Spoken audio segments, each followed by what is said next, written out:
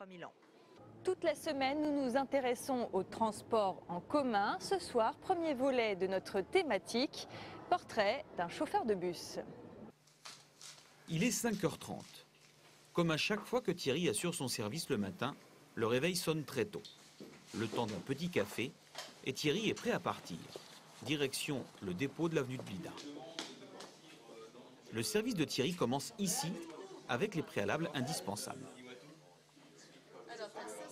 Aujourd'hui, je fais la ligne 1, donc j'ai regardé, il y a la déviation habituelle qu'il y a depuis presque 6 mois. Voilà. Vous avez les clés du véhicule? Non, il n'y a pas de clé sur un bus, il y a juste des boutons à appuyer, c'est tout. Par contre, on m'a donné le numéro du bus et la voie du bus pour que je le trouve.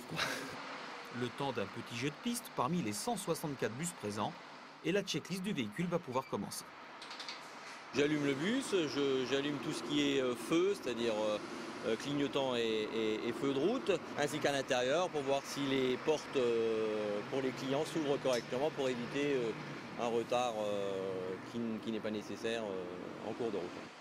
Le tout premier trajet pour Thierry consiste à se rendre au terminus de sa ligne. Et ce matin-là, c'est à bord. C'est pas Chicago, mais on appréhende quand même. On va pas dire le matin, mais le soir. On a toujours le PC qui est là, qui nous aide quand on a un souci, quoi. 542. Oui, je t'écoute. Bonjour Thierry, juste pour t'informer, 8h20, il y aura une opération de contrôle à l'arrêt Saint-Thiébaut. Faut pas partir la boule au ventre, parce que si on part la boule au ventre, je pense qu'il faut changer de métier. Il faut essayer de faire en sorte de toujours désamorcer s'il y a un individu qui essaye de pousser à la violence, quoi. Donc voilà, on fait un petit peu médiateur.